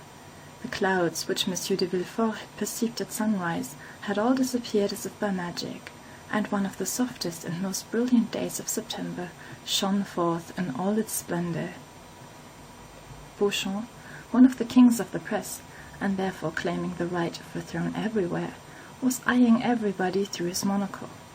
He perceived Chateau Renaud and Debray, who had just gained the good graces of a sergeant-at-arms, and who had persuaded the latter to let them stand before instead of behind him as they ought to have done. The worthy sergeant had recognized the minister's secretary and the millionaire, and by way of paying extra attention to his noble neighbours, promised to keep their places, while they paid a visit to Beauchamp. "Well," said Beauchamp, "we shall see our friend." "Yes, indeed," replied Debray. "That worthy prince. Deuce take those Italian princes. A man, too, who could boast of Dante for a genealogist, and could reckon back to the Divine Comedy." "A nobility of the robe," said Château Renaud phlegmatically.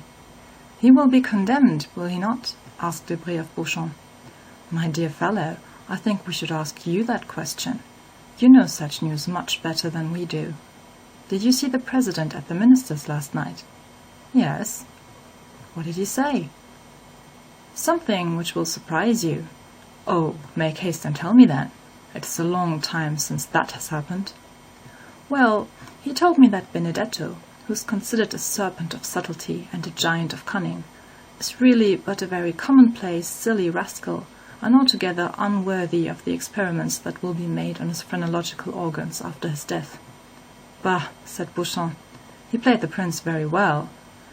"Yes, for you who detest those unhappy princes, Beauchamp, and are always delighted to find fault with them, but not for me, who discover a gentleman by instinct, and who sent out an aristocratic family like a very bloodhound of heraldry."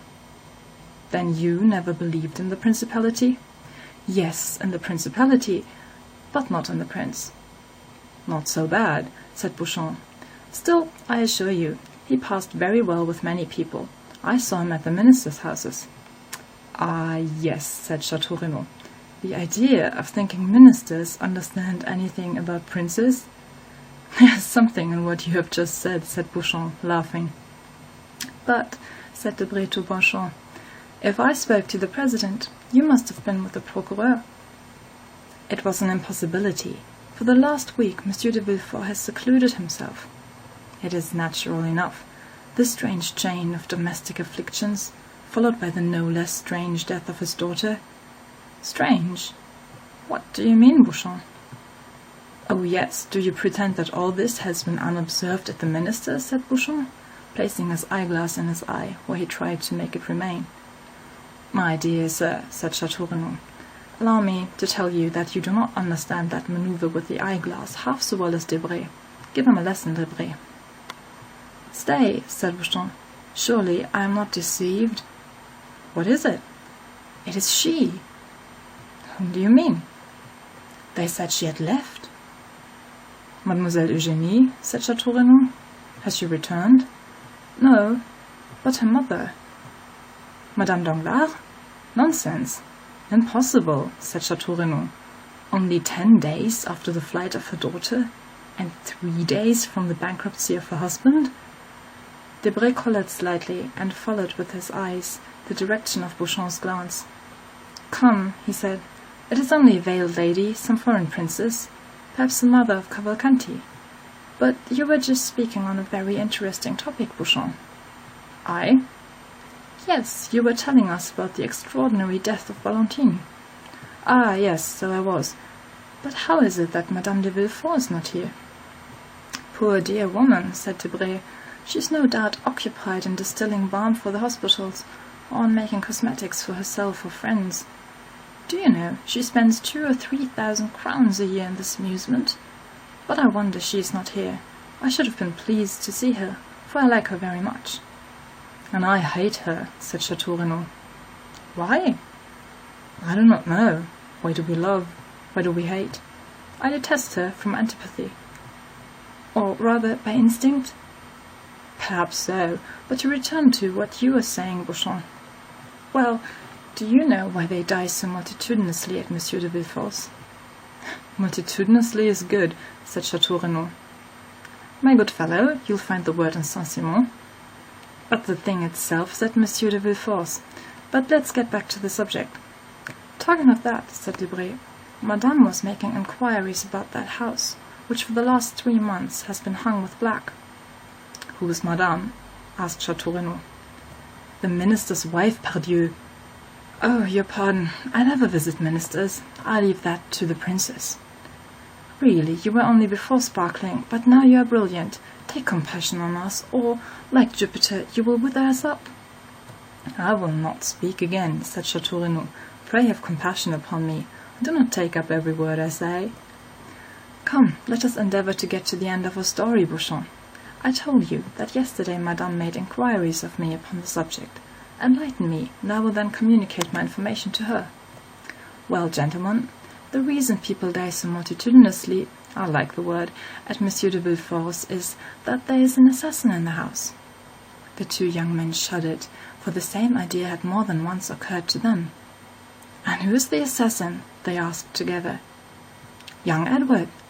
A burst of laughter from the auditors did not in the least disconcert the speaker, who continued, Yes, gentlemen, Edward, the infant phenomenon, who is quite an adept in the art of killing.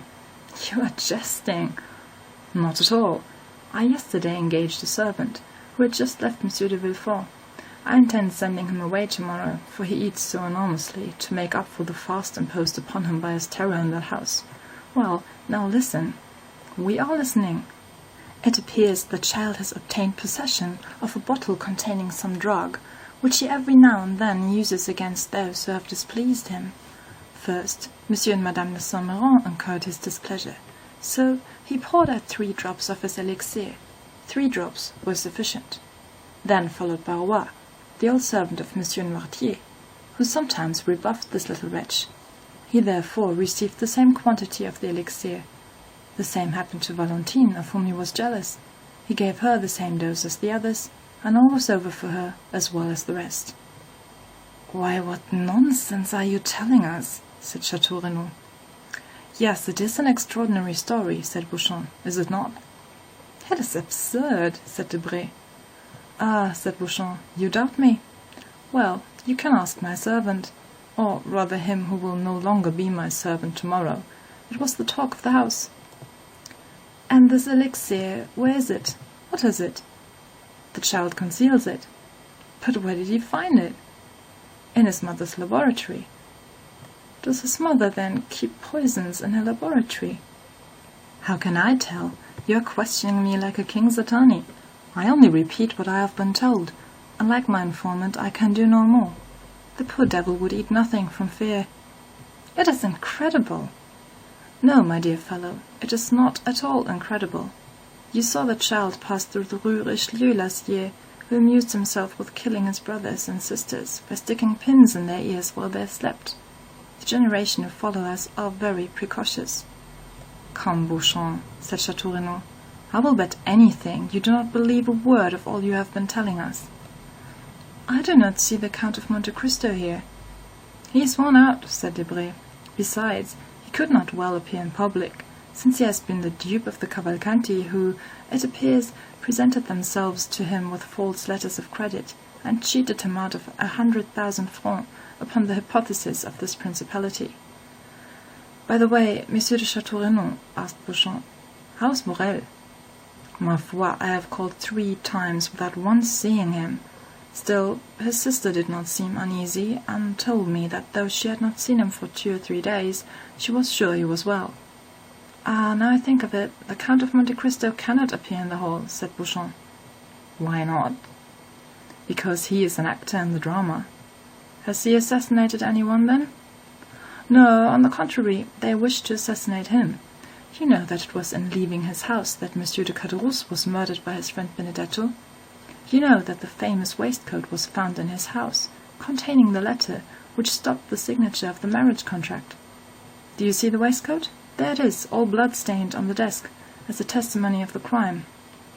"Ah, very good. Hush, gentlemen, here's the court. Let us go back to our places." A noise was heard in the hall. The sergeant called his 2 patrons with an energetic "Ham," and the doorkeeper appearing, called out with that shrill voice peculiar to his order ever since the days of Beaumarchais, "The court, gentlemen!" End of chapter 109.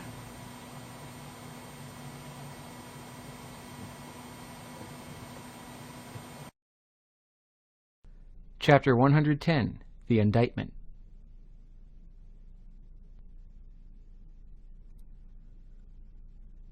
The judges took their places in the midst of the most profound silence. The jury took their seats.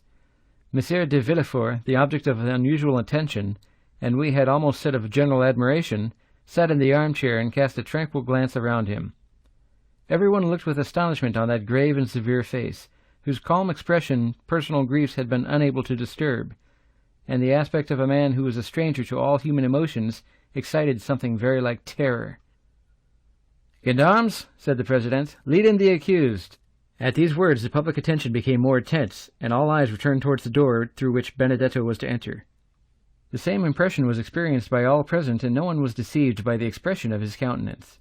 His features bore no sign of that deep emotion which stops the beating of the heart and blanches the cheek. His hands, gracefully placed, one upon his hat, the other in the opening of his white waistcoat, were not at all tremulous. His eye was calm and even brilliant. Scarcely had he entered the hall when he glanced at the whole body of magistrates and assistants. His eye rested longer on the President, and still more so on the King's attorney. By the side of André was stationed the lawyer who was to conduct his defense, and who had been appointed by the court, for André disdained to pay any attention to those details, to which he appeared to attach no importance. The lawyer was a young man with light hair whose face expressed 100 times more emotion than that which characterized the prisoner. The President called for the indictment, revised, as we know, by the clever and implacable pen of Villefort. During the reading of this, which was long, the public attention was continually drawn towards André, who bore the inspection with Spartan unconcern. Villefort had never been so concise and eloquent. The crime was depicted in the most vivid colors, the former life of the prisoner, his transformation, a review of his life from the earliest period, were set forth with all the talent that a knowledge of human life could furnish to a mind like that of the procurer. Benedetto was thus forever condemned in public opinion before the sentence of the law could be pronounced. André paid no attention to the successive charges which were brought against him. Monsieur de Villefort, who examined him attentively, and who no doubt practiced upon him all the psychological studies he was accustomed to use, in vain endeavored to make him lower his eyes, notwithstanding the depth and profundity of his gaze. At length the reading of the indictment was ended. "Accused," said the President, "your name and surname." André rose. "Excuse me, Mr. President," he said in a clear voice, "but I see you are going to adopt a course of questions through which I cannot follow you. I have an idea, which I will explain by and by, of making an exception to the usual form of accusation. Allow me, then, if you please, to answer in different order, or I will not do so at all." The astonished President looked at the jury, who in turn looked at Villefort. The whole assembly manifested great surprise, but André appeared quite unmoved. "Your age," said the President. "Will you answer that question?" "I will answer that question as well as the rest, Mr. President, but in its turn." "Your age," repeated the President. "I am 21 years old, or rather I shall be in a few days, as I was born the night of 27th of September, 1817. Monsieur de Villefort, who was busy taking down some notes, raised his head at the mention of this date. "Where were you born?" continued the President. "At Tituel, near Paris." Monsieur de Villefort a second time raised his head, looked at Benedetto as if he had been gazing at the head of Medusa, and became livid. As for Benedetto, he gracefully wiped his lips with a fine cambric pocket handkerchief. "Your profession?" "First I was a forger," answered André, as calmly as possible. "Then I became a thief, and lately have become an assassin." A murmur, or rather a storm, of indignation burst from all parts of the assembly. The judges themselves appeared to be stupefied, and the jury manifested tokens of disgust for cynicism so unexpected in a man of fashion. Monsieur de Villefort pressed his hand upon his brow, which, at first pale, had become red and burning. Then he suddenly arose and looked around as though he had lost his senses. He wanted air. "Are you looking for anything, Mr. Procureur?" asked Benedetto, with his most ingratiating smile. Monsieur de Villefort answered nothing, but sat, or rather threw himself down upon his chair. "And now, prisoner, will you consent to tell your name?" said the President. "The brutal affectation with which you have enumerated and classified your crimes calls for a severe reprimand on the part of the court, both in the name of morality and for respect due to humanity. You appear to consider this a point of honor, and it may be for this reason that you have delayed acknowledgment to your name. You wish it to be preceded by all these titles." "It is quite wonderful, Mr. President, how entirely you have read my thoughts," said Benedetto, in his softest voice and his most polite manner. "This is indeed the reason why I begged you to alter the order of the questions." The public astonishment had reached its height. There was no longer any deceit or bravado in the manner of the accused. The audience felt that a startling revelation was to follow this ominous prelude. "Well," said the president, "your name." "I cannot tell you my name, since I do not know it, but I know my father's, and can tell it to you." A painful giddiness overwhelmed Villefort. Great drops of acrid sweat fell from his face upon the papers which he held in his convulsed hand. "Repeat your father's name," said the president. Not a whisper, not a breath was heard in that vast assembly. Everyone waited anxiously. "My father is King's attorney," replied André calmly. "King's attorney?" said the president, stupefied, and without noticing the agitation which spread over the face of Monsieur de Villefort. "King's attorney?" "Yes, and if you wish to know his name, I will tell it. His name is Villefort." The explosion, which had been so long restrained from a feeling of respect to the court of justice, now burst forth like thunder from the breast of all present. The court itself did not seek to restrain the feelings of the audience. The exclamations, the insults addressed to Benedetto, who remained perfectly unconcerned, the energetic gestures, the movements of the gendarmes, the sneers of the scum of the crowd, always sure to rise to the surface in the case of any disturbance, all this lasted 5 minutes before the doorkeepers and magistrates were able to restore silence. In the midst of this tumult, the voice of the president was heard to exclaim, "Are you playing with justice, accused? And do you dare set your fellow citizens an example of disorder, which even in these times has never been equalled?" Several persons hurried up to Monsieur de Villefort, who sat half-bowed in his chair, offering him consolation, encouragement, and protestations of zeal and sympathy. Order was re-established in the hall, except that a few people still moved about and whispered to one another. A lady, it was said, had just fainted, and they had supplied her with a smelling bottle, and she had recovered. During the scene of tumult, André had turned his smiling face towards the assembly. Then, leaning with one hand on the oaken rail of the dock, in the most graceful attitude possible, he said, "Gentlemen, I assure you I had no idea of insulting the court, or of making a useless disturbance in the presence of this honorable assembly. They ask my age, I tell it. They ask where I was born, I answer. They ask my name. I cannot give it, since my parents abandoned me. But though I cannot give my own name, not possessing one, I can tell them my father's. Now I repeat, my father is named Monsieur de Villefort. Now I am ready to prove it." There was an energy, a conviction, and a sincerity in the manner of the young man which silenced the tumult. All eyes were turned for a moment towards the procureur, who sat as motionless as though a thunderbolt had changed him into a corpse. "Gentlemen," said André, commanding silence by his voice and manner, "I owe you the proofs and explanations of what I have said." "But," said the irritated president, "you called yourself Benedetto, declared yourself an orphan, and claimed Corsica as your country." "I said anything I pleased in order that the solemn declaration I have just made should not be withheld, which otherwise would certainly have been the case. I now repeat that I was born at Étoile on the night of the 27th of September, 1817, and that I am a son of the procureur, Monsieur de Villefort. Do you wish for any further details? I will give them. I was born in number 28, Rue de la Fontaine, in a room hung with red damask. My father took me in his arms, telling my mother I was dead, wrapped me in a napkin marked with an H and an N, carried me to the garden, where he buried me alive." A shudder ran through the assembly when they saw that the confidence of the prisoner increased in proportion to the terror of Monsieur de Villefort. "But how have you become acquainted with all these details?" asked the president. "I will tell you, Mr. President. A man who had sworn vengeance against my father, and had long watched his opportunity to kill him, had introduced himself that night into the garden in which my father buried me. He was concealed in a thicket. He saw my father bury something in the ground, and stabbed him. Then, thinking the deposit might contain some treasure, he turned up the ground, and found me still alive. The man carried me to the Foundling Asylum, where I was registered under the number 37. 3 months afterwards, a woman traveled from Rogliano to Paris to fetch me, and having claimed me as her son, carried me away. Thus, you see, though born in Paris, I was brought up in Corsica." There was a moment's silence, during which one could have fancied the hall empty, so profound was the stillness. "Proceed," said the president. "Certainly, I might have lived happily amongst those good people who adored me, but my perverse disposition prevailed over the virtues which my adopted mother endeavored to instill in my heart. I increased in my wickedness till I committed crime. One day, when I cursed Providence for making me so wicked, and ordained me to such a fate, my adopted father said to me, 'Do not blaspheme, unhappy child. The crime is that of your father, not yours, of your father, who consigned you to hell if you died, and to misery if a miracle preserved you alive.' After that I ceased to blaspheme, but I cursed my father. That is why I have uttered the words for which you blame me. That is why I have filled this whole assembly with horror. If I have committed an additional crime, punish me, but if you will allow that ever since the day of my birth my fate has been sad, bitter, and lamentable, then pity me." "But your mother?" asked the President. "My mother thought me dead. She is not guilty. I did not even wish to know her name, nor do I know it."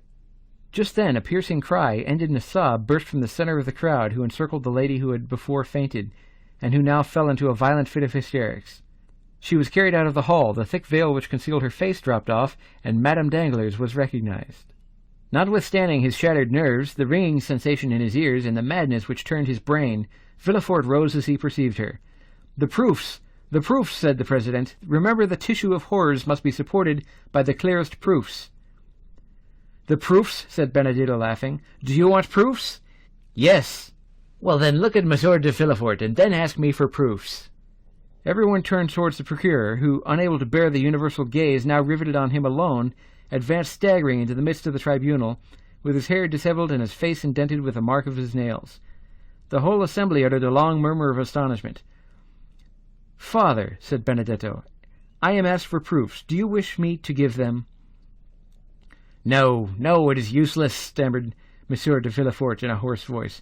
"No, it is useless." "How useless?" cried the President. "What do you mean?" "I mean that I feel it is impossible to struggle against this deadly weight which crushes me. Gentlemen, I know I am in the hands of an avenging God. We need no proofs. Everything related to this young man is true."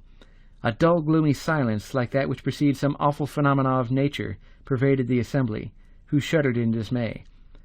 "What, Monsieur de Villefort," cried the President, "do you yield to a hallucination? What, are you no longer in possession of your senses? This strange, unexpected, terrible accusation has disordered your reason. Come, recover." The procureur dropped his head, his teeth chattered like those of a man under a violent attack of fever, and yet he was deadly pale. "I am in possession of all my senses, sir," he said. "My body alone suffers, as you may suppose. I acknowledge myself guilty of all the young man has brought against me, and from this hour hold myself under the authority of the procureur who will succeed me." And as he spoke these words with a hoarse, choking voice, he staggered towards the door, which was mechanically opened by a doorkeeper. The whole assembly were dumb with astonishment at the revelation and confession which had produced a catastrophe so different from that which had been expected during the last fortnight by the Parisian world. "Well," said Beauchamp, "let them now say that drama is unnatural." "Ma foi," said Chateau Renaud, "I would rather end my career like Monsieur de Morcerf. A pistol shot seems quite delightful compared with this catastrophe." "And moreover it kills," said Beauchamp. "And to think that I had an idea of marrying his daughter," said Debray. "She did well to die, poor girl." "The sitting is adjourned, gentlemen," said the President. "Fresh inquiries will be made, and the case will be tried next session by another magistrate." As for André, who was calm and more interesting than ever, he left the hall, escorted by gendarmes, who involuntarily paid him some attention. "Well, what do you think of this, my fine fellow?" asked Debray of the sergeant-at-arms, slipping a louis into his hand. "There will be extenuating circumstances," he replied. End of chapter 110.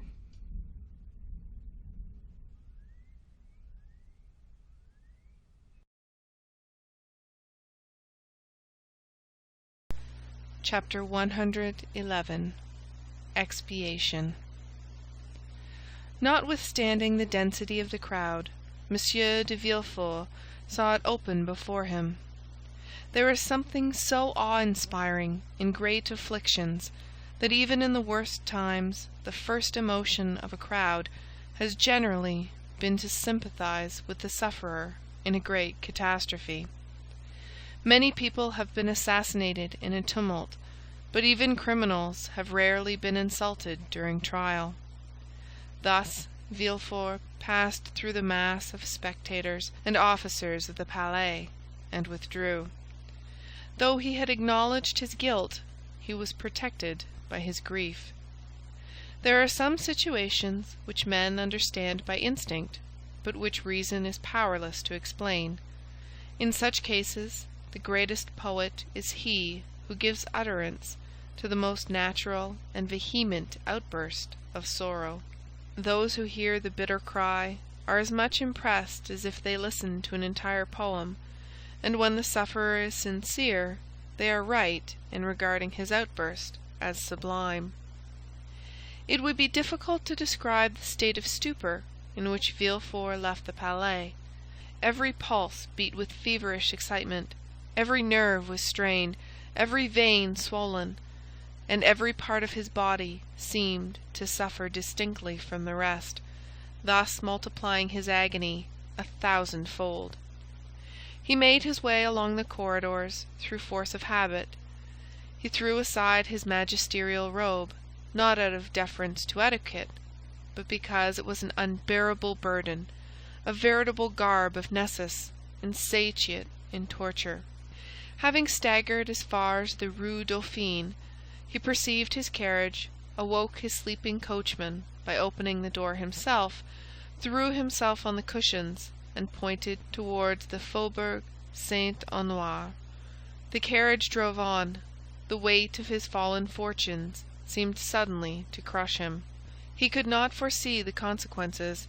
He could not contemplate the future with the indifference of the hardened criminal, who merely faces a contingency already familiar. God was still in his heart. God, he murmured, not knowing what to say. God, God. Behind the event that had overwhelmed him, he saw the hand of God. The carriage rolled rapidly onward. Villefort, while turning restlessly on the cushions, felt something press against him. He put out his hand to remove the object. It was a fan which Madame de Villefort had left in the carriage. This fan awakened a recollection which darted through his mind like lightning. He thought of his wife. "Oh!" he exclaimed, as though a red-hot iron were piercing his heart. During the last hour, his own crime had alone been presented to his mind. Now another object, not less terrible, suddenly presented itself. His wife! He had just acted the inexorable judge with her. He had condemned her to death. And she, crushed by remorse, struck with terror, covered with the shame inspired by the eloquence of his irreproachable virtue. She, a poor, weak woman, without help or the power of defending herself against his absolute and supreme will. She might at that very moment, perhaps, be preparing to die. An hour had elapsed since her condemnation.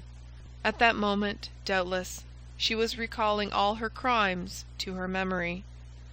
She was asking pardon for her sins. Perhaps she was even writing a letter imploring forgiveness from her virtuous husband, a forgiveness she was purchasing with her death. Villefort again groaned with anguish and despair. "Ah!" he exclaimed, "that woman became criminal only from associating with me. I carried the infection of crime with me, and she has caught it as she would the typhus fever, the cholera, the plague. And yet I have punished her. I have dared to tell her, I have, 'Repent and die.' But no, she must not die. She shall live, and with me. We will flee from Paris and go as far as the earth reaches. I told her of the scaffold. Oh, heavens! I forgot that it awaits me also. How could I pronounce that word? Yes, we will fly. I will confess all to her. I will tell her daily that I also have committed a crime. Oh, what an alliance! The tiger and the serpent, worthy wife of such as I am. She must live, that my infamy may diminish hers." And Villefort dashed open the window in front of the carriage. "Faster, faster!" he cried, in a tone which electrified the coachman. The horses, impelled by fear, flew towards the house. "Yes, yes," repeated Villefort, as he approached his home. "Yes, that woman must live. She must repent, and educate my son, the sole survivor, with the exception of the indestructible old man, of the wreck of my house. She loves him. It was for his sake she has committed these crimes. We ought never to despair of softening the heart of a mother who loves her child. She will repent. and no one will know that she has been guilty. The events which have taken place in my house, though they now occupy the public mind, will be forgotten in time, or if, indeed, a few enemies should persist in remembering them, why then I will add them to my list of crimes. What will it signify if 1, 2, or 3 more are added? My wife and child shall escape from this gulf, carrying treasures with them. She will live, and may yet be happy, since her child, in whom all her love is centred, will be with her. I shall have performed a good action, and my heart will be lighter." And the procureur breathed more freely than he had done for some time. The carriage stopped at the door of the house. Villefort leaped out of the carriage, and saw that his servants were surprised at his early return. He could read no other expression on their features. Neither of them spoke to him. They merely stood aside to let him pass by, as usual, nothing more. As he passed by M. Noirtier's room, he perceived 2 figures through the half-open door, but he experienced no curiosity to know who was visiting his father. Anxiety carried him on further. "Come," he said, as he ascended the stairs leading to his wife's room. "Nothing is changed here." He then closed the door of the landing. "No one must disturb us," he said. "I must speak freely to her, accuse myself, and say—" He approached the door, touched the crystal handle, which yielded to his hand. "Not locked," he cried. "That is well."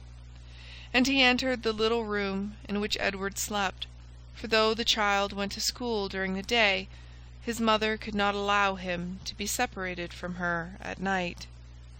With a single glance, Villefort's eye ran through the room. "Not here," he said. "Doubtless she is in her bedroom." He rushed towards the door, found it bolted, and stopped, shuddering. "Héloïse!" he cried. He fancied he heard the sound of a piece of furniture being removed. "Héloïse!" he repeated. "Who is there?" answered the voice of her he sought. He thought that voice more feeble than usual. "Open the door!" cried Villefort. "Open! It is I!" But notwithstanding this request, notwithstanding the tone of anguish in which it was uttered, the door remained closed. Villefort burst it open with a violent blow. At the entrance of the room which led to her boudoir, Madame de Villefort was standing erect, pale, her features contracted, and her eyes glaring horribly. "Héloïse! Héloïse!" he said. "What is the matter? Speak!" The young woman extended her stiff, white hands towards him. "It is done, monsieur," she said with a rattling noise, which seemed to tear her throat. "What more do you want?" And she fell full length on the floor. Villefort ran to her and seized her hand, which convulsively clasped a crystal bottle with a golden stopper. Madame de Villefort was dead. Villefort, maddened with horror, stepped back to the threshold of the door, fixing his eyes on the corpse. "My son!" he exclaimed suddenly. "Where is my son? Edward! Edward!" And he rushed out of the room, still crying, "Edward! Edward!" The name was pronounced in such a tone of anguish that the servants ran up. "Where is my son?" asked Villefort. "Let him be removed from the house, that he may not see—" "Master Edward is not downstairs, sir," replied the valet. "Then he must be playing in the garden. Go and see." "No, sir. Madame de Villefort sent for him half an hour ago. He went into her room, and has not been downstairs since." A cold perspiration burst out on Villefort's brow. His legs trembled, and his thoughts flew about madly in his brain, like the wheels of a disordered watch. "In Madame de Villefort's room," he murmured, and slowly returned, with one hand wiping his forehead, and with the other supporting himself against the wall. To enter the room, he must again see the body of his unfortunate wife. To call Edward, he must reawaken the echo of that room, which now appeared like a sepulchre. To speak seemed like violating the silence of the tomb. His tongue was paralyzed in his mouth. "Edward!" he stammered. "Edward!" The child did not answer. Where then could he be? If he had entered his mother's room, and not since returned? He stepped forward. The corpse of Madame de Villefort was stretched across the doorway, leading to the room in which Edward must be. Those glaring eyes seemed to watch over the threshold, and the lips bore the stamp of a terrible and mysterious irony. Through the open door was visible a portion of the boudoir, containing an upright piano and a blue satin couch. Villefort stepped forward 2 or 3 paces, and beheld his child lying, no doubt asleep, on the sofa. The unhappy man uttered an exclamation of joy. A ray of light seemed to penetrate the abyss of despair and darkness. He had only to step over the corpse, enter the boudoir, take the child in his arms, and flee far, far away. Villefort was no longer the civilized man. He was a tiger hurt unto death, gnashing his teeth in his wound. He no longer feared realities, but phantoms. He leaped over the corpse as if it had been a burning brazier. He took the child in his arms, embraced him, shook him, called him, but the child made no response. He pressed his burning lips to the cheeks, but they were icy cold and pale. He felt the stiffened limbs. He pressed his hand upon the heart, but it no longer beat. The child was dead. A folded paper fell from Edward's breast. Villefort, thunderstruck, fell upon his knees. The child dropped from his arms and rolled on the floor by the side of its mother. He picked up the paper, and recognizing his wife's writing, ran his eyes rapidly over its contents. It ran as follows: "You know that I was a good mother. Since it was for my son's sake I became criminal. A good mother cannot depart without her son." Villefort could not believe his eyes. He could not believe his reason. He dragged himself towards the child's body, and examined it as a lioness contemplates its dead cub. Then a piercing cry escaped from his breast, and he cried, "Still the hand of God!" The presence of the 2 victims alarmed him. He could not bear solitude, shared only by 2 corpses.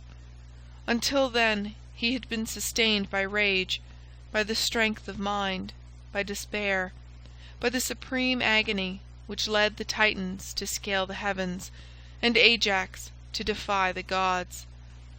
He now arose, his head bowed beneath the weight of grief, and, shaking his damp, disheveled hair, he who had never felt compassion for anyone determined to seek his father, that he might have someone to whom he could relate his misfortunes, someone by whose side he might weep.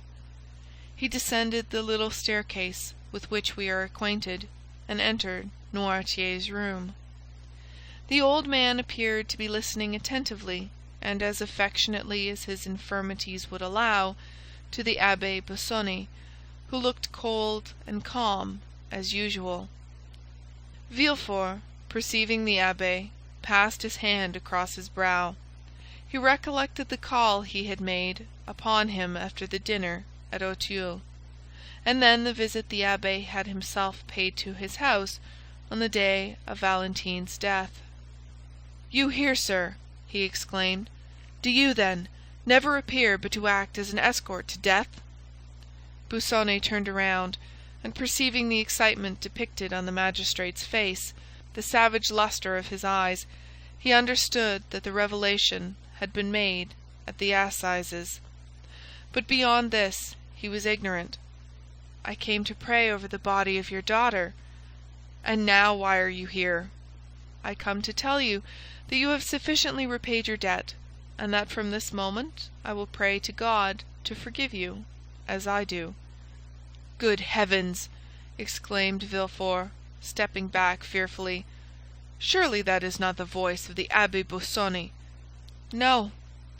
The abbé threw off his wig, shook his head, and his hair, no longer confined, fell in black masses around his manly face.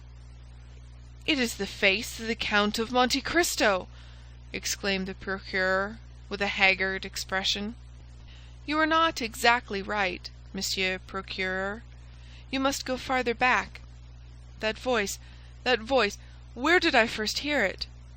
"You heard it for the first time at Marseilles, 23 years ago, the day of your marriage with Mademoiselle de Saint-Méran. Refer to your papers." "You are not Busoni? You are not Monte Cristo? Oh, heavens! You are, then, some secret, implacable, and mortal enemy. I must have wronged you in some way at Marseilles. Oh, woe to me! Yes, you are now on the right path," said the count, crossing his arms over his broad chest. "Search, search." "But what have I done to you?" exclaimed Villefort, whose mind was balancing between reason and insanity, in that cloud which is neither a dream nor reality. "What have I done to you? Tell me, then. Speak." "You condemned me to a horrible, tedious death. You killed my father.